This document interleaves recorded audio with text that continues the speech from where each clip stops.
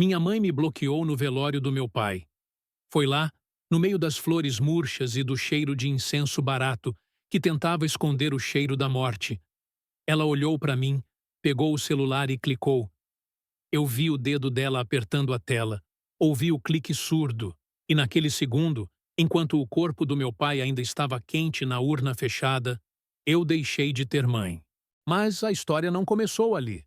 Começou 110 discussões antes, 15 bloqueios antes, 2 anos de silêncios ensurdecedores antes.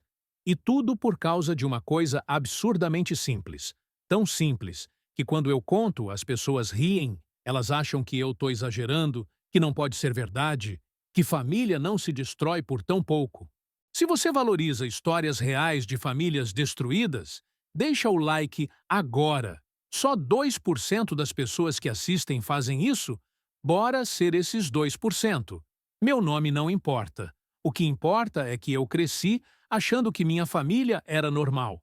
Sabe aquela família de comercial de margarina? Não, a gente não era. Mas a gente era funcional. Pai trabalhava em banco, mãe era professora aposentada, eu era filho único. A gente jantava junto às 8 da noite todo dia, religiosamente. Meu pai era daqueles homens silenciosos, tipo que fala pouco, mas quando fala, todo mundo escuta. Ele tinha cabelo grisalho desde os 35, usava óculos de grau grosso, cheirava a café e papel velho, trabalhava no Bradesco há 27 anos. Mesma agência, mesma mesa, mesmo café requentado no micro-ondas. Minha mãe era o oposto. Falava pelos cotovelos, ria alto, gesticulava demais. Tinha aquele jeito de nordestina expansiva, mesmo tendo nascido em São Paulo. Os vizinhos adoravam ela. Eu adorava ela. Todo mundo adorava ela. E eu? Eu era só o filho? O que estudava direito porque o pai queria, o que namorava a menina certinha porque a mãe aprovava, o que ia para a igreja no domingo porque era assim que as coisas funcionavam. Eu tinha 26 anos e zero personalidade própria. A gente não brigava nunca. Em 26 anos, eu não lembro de uma discussão de verdade, desavenças pequenas? Claro, meu pai reclamando que eu deixava a luz acesa, minha mãe dizendo que eu precisava arrumar uma namorada melhor, mas discussão mesmo? Nunca. Até fevereiro de 2022. Nesse momento tem 147 pessoas assistindo. Só 23 inscritas. Se você chegou até aqui, se inscreve agora. Você já faz parte dessa história.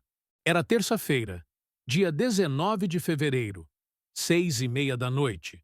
Eu lembro porque estava chovendo. Aquela chuva fina de São Paulo que deixa tudo cinza e molhado. Eu cheguei do estágio, trabalhava num escritório de advocacia pequeno, no centro, ganhava R$ 800 para fazer trabalho de advogado formado. Meu pai estava na sala assistindo o Jornal Nacional, como sempre. Minha mãe estava na cozinha fazendo jantar, como sempre. Cheiro de frango assado, batata no forno, normalidade absoluta.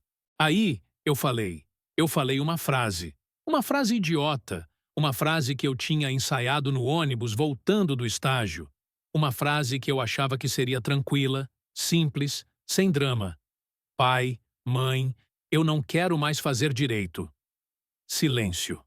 O William Bonner continuou falando no fundo, algo sobre dólar ou inflação. Não lembro. Só lembro do silêncio pesado que caiu na sala. Meu pai desligou a TV. Minha mãe apareceu na porta da cozinha com a colher de pau na mão. Como assim você não quer mais? Meu pai tirou os óculos, limpou com a camisa, colocou de volta. Eu quero fazer psicologia. Eu sempre quis, só que eu nunca tive coragem de falar. Psicologia.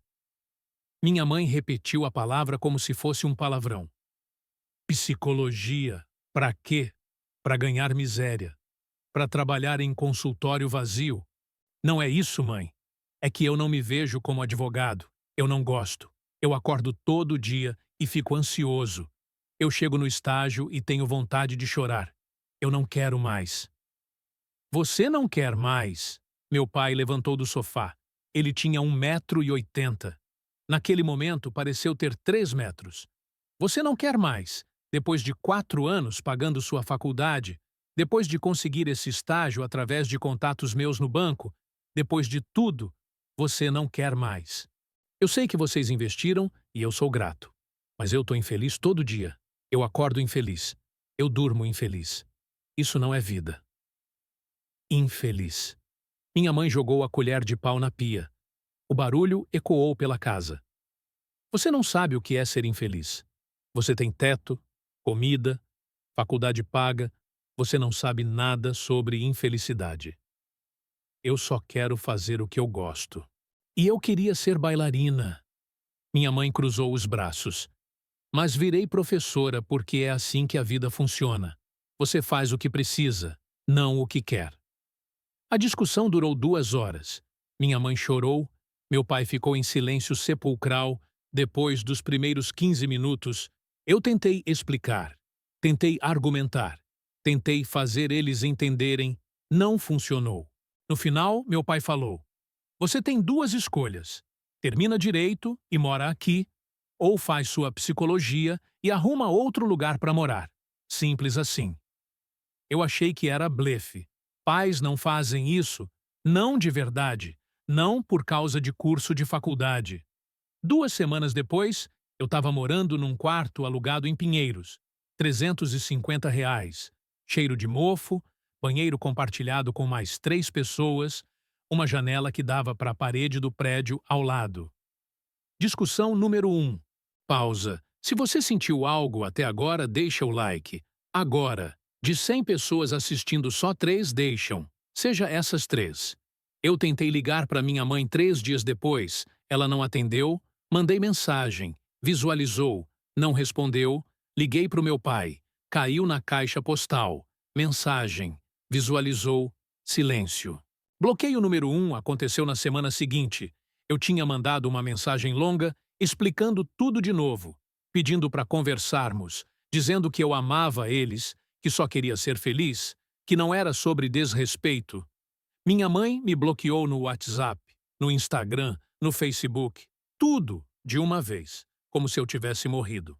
Meu pai não bloqueou, ele só parou de responder, o que de certa forma é pior, porque você vê que ele lê, você vê que ele visualiza, mas ele escolhe o silêncio, escolhe te ignorar, escolhe fazer de conta que você não existe. Eu tranquei a matrícula em Direito, consegui um emprego de atendente numa livraria, R$ 1.200. Era menos da metade do que eu precisava para viver. Mas era o que tinha. Comecei a fazer só uma refeição por dia, passei a andar mais de 1 hora para economizar passagem de ônibus, perdi 8 quilos em 1 mês. Discussão número 2 aconteceu no aniversário da minha mãe. 28 de março. Eu apareci na casa sem avisar com um bolo pequeno que tinha custado metade do meu salário. Toquei a campainha. Meu pai abriu a porta, olhou para mim, olhou para o bolo, fechou a porta na minha cara. Eu fiquei ali na frente daquela porta de madeira que eu tinha atravessado milhões de vezes na vida, com um bolo ridículo na mão, ouvindo eles conversando dentro. Minha mãe perguntando quem era, meu pai respondendo que era ninguém, ninguém importante. Bati de novo, mais forte, gritei. Mãe, mãe, por favor, é seu aniversário. Eu só quero te dar um abraço, só isso, depois eu vou embora. Silêncio. Fiquei ali por 40 minutos batendo, chamando, implorando. Os vizinhos começaram a olhar pelas janelas. Uma senhora do apartamento ao lado saiu e perguntou se eu estava bem. Eu não estava, óbvio que não. Mas eu falei que sim. Deixei o bolo na porta, fui embora. No dia seguinte, minha mãe me mandou uma mensagem, a primeira em 3 semanas. Não apareça aqui de novo sem ser convidado. Você não mora mais aqui. Você escolheu sua vida. Agora vive ela. Discussão número 3 foi por mensagem. Eu respondi. Tentei explicar de novo. Ela respondeu com ataques. Eu era egoísta, mimado, ingrato. Eu tinha jogado fora tudo que eles construíram. Eu tinha cuspido na cara de quem me criou. Isso aconteceu com você? Seus pais já viraram estranhos de uma hora para outra? Escreve nos comentários. Eu leio todos, de verdade. Discussão número 4. 5, 6, 7, todas por mensagem, todas seguindo o mesmo padrão. Eu tentava reaproximação, ela atacava, eu me defendia, ela bloqueava, depois de alguns dias desbloqueava e recomeçava. Meu pai nunca participava. Ele era espectador, leitor silencioso. Uma vez eu vi que ele tinha entrado no meu perfil do LinkedIn, tinha visto que eu tinha começado a fazer uns freelances de revisão de texto, ganhava R$ 50 por texto, era degradante, mas pagava o aluguel.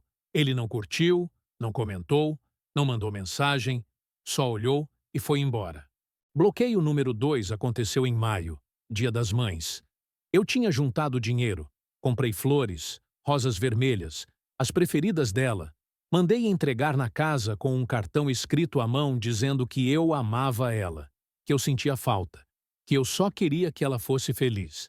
Ela me bloqueou de novo em tudo e dessa vez ficou bloqueado por 6 semanas.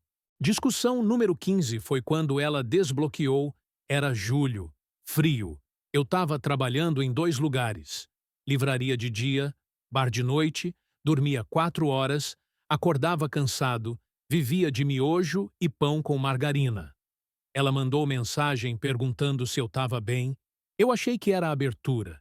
Chance de reconciliação. Respondi rápido, demais, ansioso demais. Disse que não estava bem, mas que ia melhorar, que eu só precisava de tempo. Ela perguntou se eu tinha desistido dessa bobagem de psicologia. Eu disse que não, que eu ia começar o curso no semestre seguinte, tinha conseguido bolsa integral numa faculdade particular, não era a melhor, mas era chance. Ela explodiu, chamou de burrice, teimosia, orgulho idiota, disse que eu ia me arrepender, que eu ia morrer pobre e sozinho, que nenhuma mulher ia querer um homem fracassado que escolheu ser miserável. Discussão 16, 17, 18, todas naquela mesma semana, eu defendia minha escolha. Ela atacava meu caráter.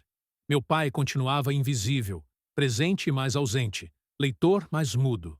Bloqueio número 3, 4, 5, cada um durando mais que o anterior, cada um mais definitivo, cada um mais doloroso. Comecei a fazer terapia, irônico, né? Queria ser psicólogo e precisava de psicólogo. A terapeuta era estagiária, R$ 20 a sessão, consultório minúsculo numa clínica escola. Mas ela era boa. Me ajudou a entender que não era sobre o curso. Nunca foi. Era sobre controle, sobre decepção, sobre expectativas destruídas. Meus pais tinham construído uma imagem do filho perfeito. Advogado, bem-sucedido, casado com a menina certinha, dando netos, jantares de domingo, linearidade absoluta. Você está há 20 minutos aqui. Isso significa algo? Significa que você se importa? Deixa o like agora, mostra que você está comigo nessa. Discussão número 32. Foi no aniversário do meu pai, setembro. Eu tinha conseguido um emprego melhor. Assistente administrativo numa empresa pequena, R$ 2.000. Parecia fortuna depois de meses ganhando migalhas. Comprei presente, relógio. Não era caro, mas era bonito. Mandei pelos correios com carta dizendo que eu lembrava de todas as vezes que ele me levou para pescar quando eu era criança, que eu sentia falta daqueles momentos, que eu queria voltar a ter pai. Ele não respondeu, mas também não devolveu. Era progresso? Eu achava que sim.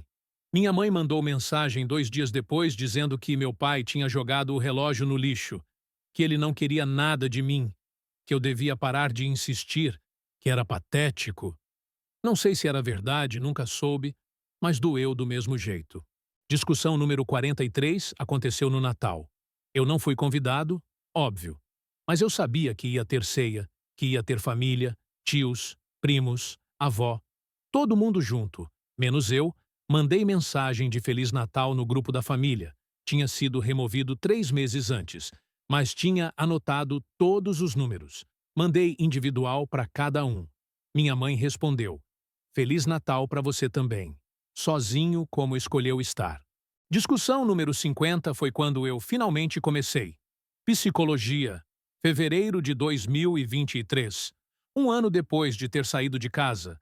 Eu estava diferente, mais magro, mais cansado, mais triste, mas também mais firme, mais convicto. Mandei foto do meu crachá de aluno para ela, para o meu pai. Achei que talvez, só talvez, eles pudessem sentir um pouco de orgulho, ver que eu não tinha desistido, que eu estava correndo atrás. Bloqueio número 8. Eu parei de contar depois disso, parei de anotar, parei de marcar no calendário. As discussões viraram rotina, os bloqueios viraram padrão, a rejeição virou normal. Minha avó morreu em abril daquele ano, 92 anos, derrame. Ela foi rápido. O velório foi na mesma capela onde depois seria o do meu pai. Eu fui, óbvio que fui. Era minha avó. Vi meus pais de longe. Eles estavam no canto conversando com parentes. Minha mãe de preto, olhos inchados. Meu pai do lado dela, mão nas costas dela. Casal unido na dor. Eu me aproximei devagar, com medo, como se estivesse chegando perto de animais selvagens que podiam atacar a qualquer momento. Meu pêsames. Eu falei baixo para ela, para ele, para qualquer um que quisesse ouvir. Minha mãe me olhou, olhou de verdade por 3 segundos inteiros. Eu vi tanta coisa naquele olhar. Raiva, tristeza, decepção, mas também dor, perda, vazio. Obrigada, ela disse, e virou as costas. Meu pai apertou minha mão, rápido, firme. Foi a primeira vez que ele me tocou em mais de um ano. Durou menos de 2 segundos, mas aconteceu. Eu chorei no banheiro daquela capela, sentado no vaso sanitário sujo, ouvindo as descargas automáticas do lado, chorando pela avó, pelos pais, por mim, por tudo que tinha se perdido. Se você está sentindo algo pesado, agora eu sei. Eu sei exatamente como é. Vai nos comentários, desabafa. Você não está sozinho. Nunca tá. Discussão número 78. Foi quando eu comecei a namorar. Junho de 2023. Conheci ela na faculdade. Maria. Cabelo cacheado, óculos redondo, ria de tudo. Me fazia rir também. Contei para ela da situação com meus pais na segunda semana. Eu achava que ela ia sair correndo. Ninguém quer namorar alguém com família destruída, com bagagem emocional pesada demais. Ela abraçou. Disse que família é quem escolhe ficar, não quem compartilha sangue. 6 meses depois, a gente estava morando junto. Apartamento minúsculo em Santo Amaro, mas era nosso. Tinha plantas na janela, fotos na parede, cheiro de café de manhã, era lar. Discussão número 89. Foi quando eu contei para minha mãe que estava namorando, não sei por quê. Talvez eu achasse que ela ia se importar, que ela ia querer saber, que ela ia demonstrar algum interesse na minha vida. Ela perguntou o que a Maria fazia. Eu disse que ela estava no último ano de psicologia também, que a gente tinha planos de abrir consultório juntos, que ela era incrível. Psicóloga também. Minha mãe riu, mas não era riso de alegria.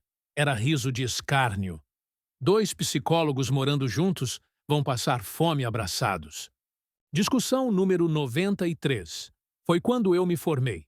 Dezembro de 2024. 3 anos e meio desde que eu tinha saído de casa.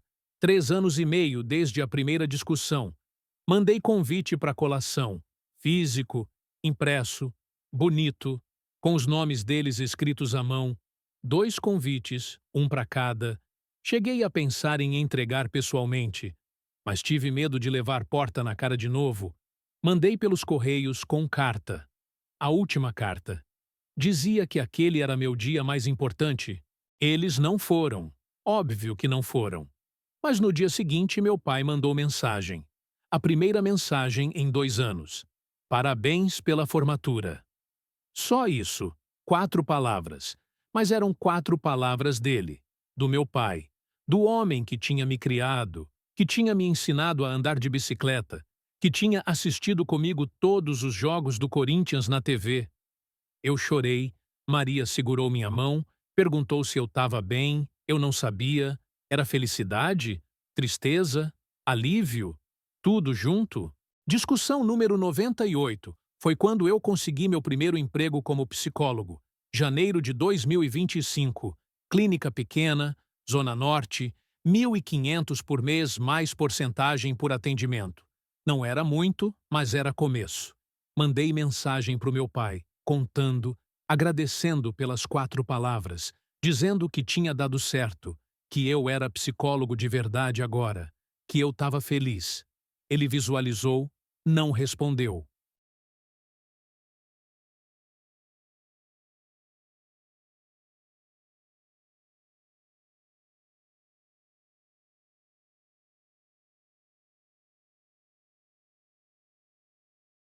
Discussão número 99 foi uma semana depois. Minha mãe me desbloqueou de novo, pela 15ª vez. Mandou mensagem dizendo que meu pai não estava bem, que ele tinha desmaiado no banco, que fizeram exames, que tinha algo no pulmão. Câncer, estágio 4, metástase óssea, 6 meses de vida, talvez menos. Eu senti o chão desaparecer. Sentei no sofá. Maria apareceu correndo. Eu mostrei a mensagem. Ela leu, abraçou. Perguntei se podia visitar, se eu podia ver ele, se a gente podia conversar, resolver as coisas, fazer as pazes, qualquer coisa. Minha mãe demorou 3 horas para responder. Ele não quer te ver? Respeita isso. Discussão número 100 foi por ligação. Eu liguei. Ela atendeu pela primeira vez em 3 anos. Ouvi a voz dela, cansada, envelhecida, trêmula. Mãe, eu preciso ver ele. Por favor, só uma vez, só para falar que eu amo, que eu sinto muito por tudo, que eu queria que as coisas fossem diferentes. Ele não quer, ela repetiu. E eu não vou forçar. Ele está morrendo. Ele tem direito de escolher quem quer por perto. Mas eu sou filho dele. Você deixou de ser filho quando saiu de casa, quando escolheu sua vidinha, seu cursinho, sua namoradinha. Você escolheu. Agora, aguenta. Se essa virada te deu um aperto no peito, se você sentiu a dor disso, se inscreve. Agora. Você faz parte dessa história. Você importa aqui. Meu pai morreu em março, dia 12, quarta-feira, 3 da tarde. Eu estava atendendo uma paciente quando minha mãe mandou mensagem. Acabou. Só isso. 2 palavras. Eu pedi desculpas para a paciente, desmarcamos, peguei ônibus, depois metrô, depois caminhei 20 minutos a pé, até o hospital. Cheguei suando, ofegante, desesperado. Ele já tinha sido levado para o IML, depois para a funerária, depois para a capela. Eu perdi tudo. As últimas horas, os últimos minutos, a última chance de dizer qualquer coisa. O velório foi naquela mesma capela onde tinha sido o da minha avó. Cheiro familiar de flores murchas e incenso barato. Caixão fechado, pedido dele. Não queria que ninguém visse como o câncer tinha destruído ele. Cheguei às 7 da noite. Tinha pouca gente. Minha mãe, alguns colegas do banco, vizinhos, uma prima distante, todo mundo de preto, todo mundo chorando baixo. Minha mãe estava sentada na primeira fileira de frente para o caixão. Eu me aproximei devagar, coração batendo tão forte que eu achei que todo mundo podia ouvir. Sentei do lado dela. Ela não olhou. Ficamos ali em silêncio, lado a lado, mãe e filho, unidos pela morte de quem amávamos, separados por tudo mais. Eu sinto muito, mãe, eu sussurrei. Eu sinto muito por tudo, pela discussão, por ter saído de casa, por ter escolhido psicologia, por ter decepcionado vocês, por não ter estado aqui quando ele precisou. Eu sinto muito. Ela respirou fundo, limpou uma lágrima, pegou o celular da bolsa. Eu vi o movimento. Não entendi no começo. Não acreditei. Ela abriu o WhatsApp, entrou no meu contato e bloqueou. Ali, na frente do caixão do meu pai, no meio do velório, com o corpo dele a 3 metros de distância, ela me bloqueou. Olhou para mim pela primeira vez em 3 anos, de verdade, olhos nos olhos, e falou: Você não é mais meu filho. Nunca foi desde o dia que escolheu sua vida. Vai embora. Você não é bem-vindo aqui. Eu fiquei paralisado. As pessoas começaram a olhar, sussurrar. A prima se aproximou. Perguntou se estava tudo bem. Minha mãe se levantou, disse alto para todo mundo ouvir: "Esse homem não é da família. Peço que ele se retire." Eu olhei ao redor para os rostos conhecidos, vizinhos que me viram crescer, colegas do meu pai que me deram dinheiro no aniversário, a prima que brincou comigo quando éramos crianças, todo mundo olhando, ninguém defendendo. Me levantei, olhei para o caixão fechado onde estava o corpo do meu pai, o homem que me ensinou a amarrar sapato, que me levou na escola no primeiro dia de aula, que assistiu comigo Rei Leão 12 vezes seguidas quando eu tinha 5 anos. E eu não pude nem me despedir dele. Se você conhece alguém que precisa ouvir essa história, que está passando por algo parecido, manda esse vídeo. De verdade, isso pode ajudar alguém. Saí daquela capela e caminhei por horas sem rumo pela cidade vazia e fria. Eram 11 da noite quando cheguei em casa.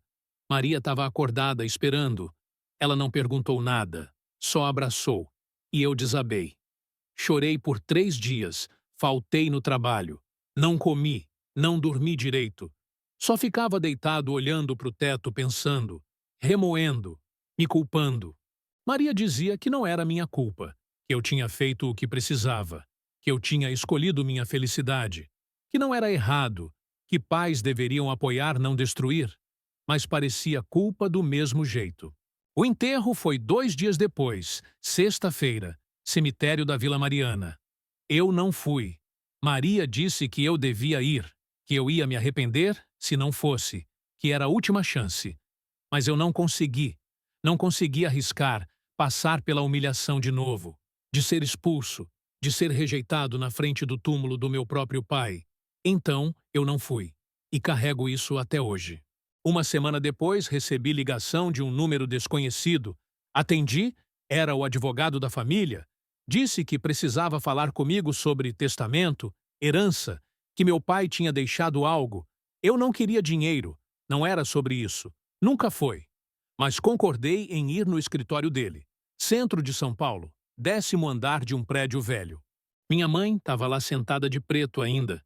Olheiras profundas. Ela tinha envelhecido 10 anos em uma semana. Ela não olhou quando eu entrei, virou a cara literal. O advogado abriu a pasta, leu o testamento. Meu pai tinha deixado tudo para minha mãe. Casa, carro, conta no banco, investimentos, tudo como era esperado. Mas tinha uma cláusula no final, específica, direcionada a mim. Para meu filho, deixo minha coleção de discos de vinil, as fotos da nossa viagem para a praia quando ele tinha 8 anos, e uma carta que espero que ele leia quando estiver pronto, e que ele entenda que, às vezes, amor não é suficiente. O silêncio no escritório era absoluto. Minha mãe chorava baixinho, ombros tremendo, eu não conseguia me mexer, respirar, pensar. O advogado me entregou um envelope lacrado com meu nome escrito na letra tremida do meu pai. Letra de homem doente, morrendo. Eu não abri ali, não consegui. Guardei no bolso, agradeci, saí. Você chegou até aqui, quase 50 minutos. Isso é raro, muito raro. Deixa o like agora. Você merece fazer parte disso. Abri a carta 3 semanas depois. De madrugada, Maria dormindo do lado, eu sentado na cozinha com café frio, mãos tremendo. A carta tinha 4 páginas escritas à mão, com caligrafia piorando a cada linha. Ele tinha escrito nos últimos dias de vida, quando já mal conseguia segurar a caneta. Dizia que ele tinha orgulho de mim, que ele sempre teve desde quando eu era criança, que ele via em mim coragem, que ele nunca teve para seguir o coração, para escolher felicidade ao invés de segurança. Dizia que ele tinha trabalhado 27 anos num emprego que odiava, porque era o que tinha que fazer, porque era assim que homens sustentavam família, porque não havia escolha. Dizia que quando eu saí de casa, quando eu escolhi psicologia, ele ficou com raiva, mas não de mim, dele mesmo, por nunca ter tido coragem de fazer o mesmo, por ter desperdiçado vida inteira fazendo o que era esperado, não o que ele queria. Dizia que minha mãe não conseguia entender, que para ela amor era sacrifício, que amar era abrir mão, que felicidade individual era egoísmo, e que ela tinha criado ele assim também. Tinha moldado ele, controlado ele, e que ele tinha deixado. Dizia que ele queria ter me defendido, ter ficado do meu lado, ter abraçado, ter dito que eu estava certo, que eu era corajoso, que ele amava, mas que ele não conseguiu porque era fraco, porque tinha medo dela, porque escolheu paz ao invés de justiça. E dizia que ele sentia muito, muito, que ele ia morrer com esse arrependimento. Que ele ia morrer sabendo que tinha falhado como pai no momento que mais importava. A carta terminava assim: Vive sua vida, filho. Vive de verdade. Não cometa meus erros. Não deixe medo te paralisar.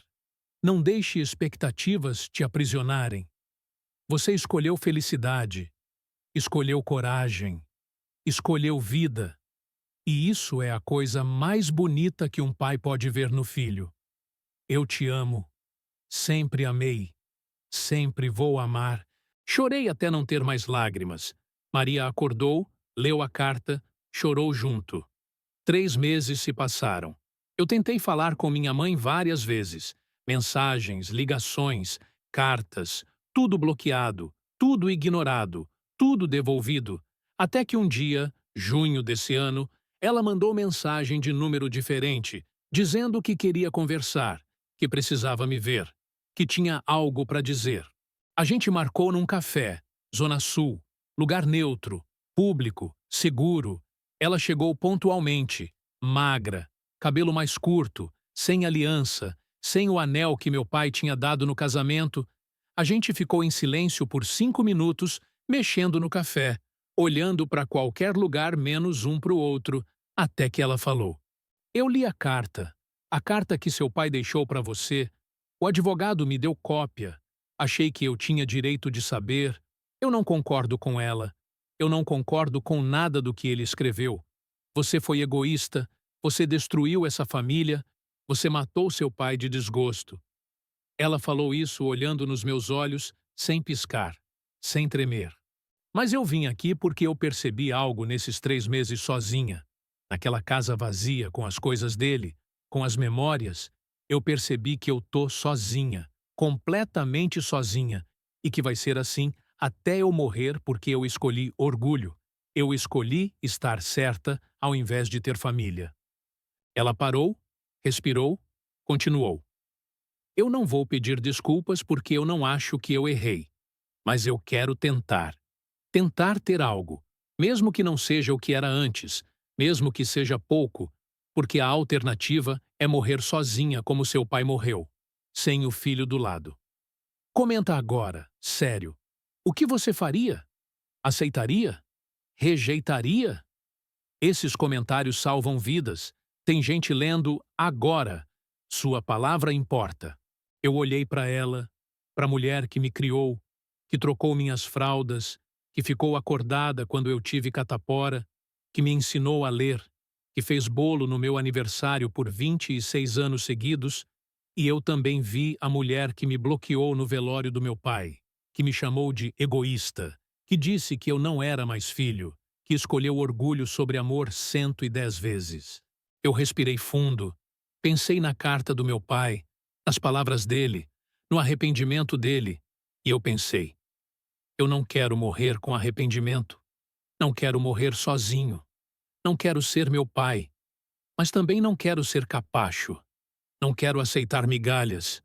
Não quero fingir que tá tudo bem quando não tá.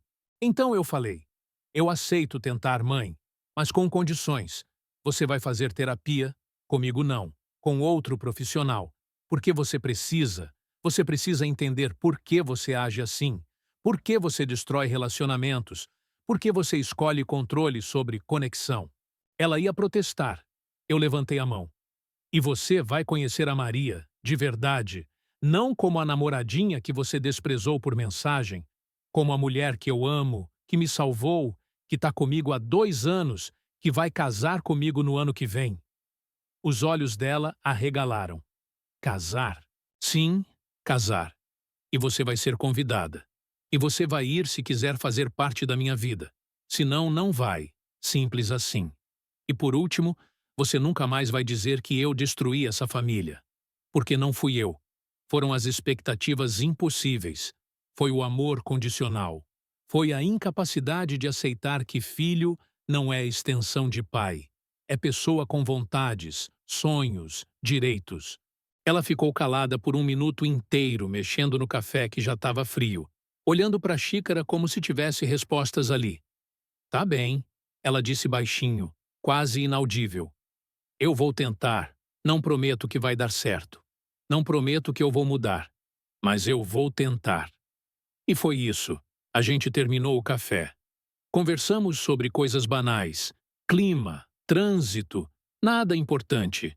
Mas era conversa, era começo, era possibilidade. 3 meses se passaram desde aquele dia. A gente se vê uma vez por mês. Almoço, sempre em lugar público, sempre com hora marcada para terminar. Ela começou terapia, reclamou nas primeiras sessões, disse que era perda de tempo, disse que a terapeuta não entendia nada, mas continuou indo. E nas últimas vezes que a gente se viu, eu percebi pequenas mudanças. Ela perguntou sobre meu trabalho de verdade, não com sarcasmo. Ela quis saber sobre meus pacientes, sobre meus planos para o consultório. Ela até sorriu quando eu contei que um paciente tinha tido breakthrough depois de 6 meses de terapia. Conheceu a Maria mês passado. Foi estranho, tenso. Maria estava nervosa, minha mãe estava defensiva, mas aconteceu. Elas conversaram sobre faculdade, sobre psicologia, sobre plantas. Minha mãe adora plantas. Maria também. No final, minha mãe disse: ela parece boa menina, cuida bem de você. Era pouco, muito pouco, mas era algo. A gente não é família de novo. Não sei se vai ser um dia. Cicatrizes são profundas demais. Dor é grande demais. Bloqueios foram muitos demais. 115 discussões não desaparecem com 3 almoços mensais. Mas a gente está tentando, e talvez tentativa seja suficiente. Talvez seja tudo o que a gente pode fazer. Tentar de novo, e de novo, e de novo, até que vire algo parecido com amor, ou pelo menos respeito. Meu pai não está aqui para ver, e isso dói todo dia. Ele morreu sem a gente ter feito as pazes, sem a gente ter tido a conversa, sem ele ter me abraçado uma última vez. E eu carrego isso, vou carregar para sempre. Mas eu leio a carta dele sempre que eu estou em dúvida, sempre que eu penso em desistir da minha mãe, sempre que eu questiono se fiz a escolha certa. E eu lembro das palavras dele. Vive sua vida, filho. Vive de verdade. Escolheu felicidade. Escolheu coragem. Escolheu vida. E eu vivi. Eu vivo todo dia. Mesmo com a dor, mesmo com a perda, mesmo com os bloqueios, mesmo com as discussões, mesmo com a família destruída. Porque família não é quem te prende, é quem te liberta. Não é quem te controla, é quem te apoia. Não é sangue, é escolha. Escolha diária de ficar, de tentar, de amar mesmo quando dói. Eu construí nova família com Maria, com amigos, com pacientes que viraram amigos, com pessoas que escolhem me amar pelo que eu sou, não pelo que eu deveria ser. E talvez, um dia, talvez, minha mãe faça parte dessa família de novo, não como era antes, nunca vai ser, mas como algo novo, algo construído em cima dos escombros do que foi destruído. 110 discussões, 15 bloqueios, uma família destruída, mas também uma vida construída, uma escolha honrada, uma coragem mantida. E no finalzinho mesmo, talvez isso seja o que importa. Não quantas vezes a gente caiu, mas quantas vezes a gente levantou. Não quantas pontes queimaram, mas quantas a gente tentou reconstruir. Meu pai sabia disso no final, quando estava morrendo, quando escreveu aquela carta com mão tremida. Ele sabia, e ele quis que eu soubesse também, que amor não é sacrifício, não é abrir mão, não é se perder para agradar outro. Amor é coragem, é escolha, é liberdade, é deixar ir e torcer para que volte diferente, mas de volta. E se não voltar? A gente sobrevive, a gente constrói, A gente ama outras pessoas. A gente vive mesmo assim, porque vida não espera reconciliação para começar. Vida é agora, com ou sem aprovação, com ou sem família de sangue, com ou sem perdão. Vida é a escolha todo dia de acordar, de tentar, de amar, de ser feliz apesar de tudo. E eu escolho todo dia. Escolho de novo, mesmo com a dor, mesmo com a saudade do meu pai, mesmo com a distância da minha mãe, mesmo com as 110 discussões ecoando na minha cabeça, eu escolho vida, escolho felicidade, escolho coragem. E se você chegou até aqui, até o final, até essas últimas palavras, é porque você também escolhe. Escolhe ouvir, escolhe sentir, escolhe estar presente mesmo quando dói. Comenta agora. Me conta sua história. Me conta se você também teve que escolher entre família e felicidade, entre aprovação e autenticidade, entre agradar e viver, porque essas histórias importam. Esses comentários salvam vidas. Tem gente lendo agora, gente se sentindo menos sozinha, gente entendendo que não é a única, que dor compartilhada é dor diminuída. E deixa o like, não pelo algoritmo, não pela métrica, mas porque você faz parte disso, dessa história, dessa conversa, dessa tentativa coletiva de entender como a gente sobrevive quando família desmorona. Obrigado por ter ficado, por ter ouvido, por ter sentido junto. A gente se vê na próxima história, na próxima dor compartilhada, na próxima tentativa de fazer sentido do caos que é ser humano. Até lá vive, de verdade. Escolhe coragem todo dia, mesmo quando dói. Especialmente quando dói. Porque no final, é isso que fica.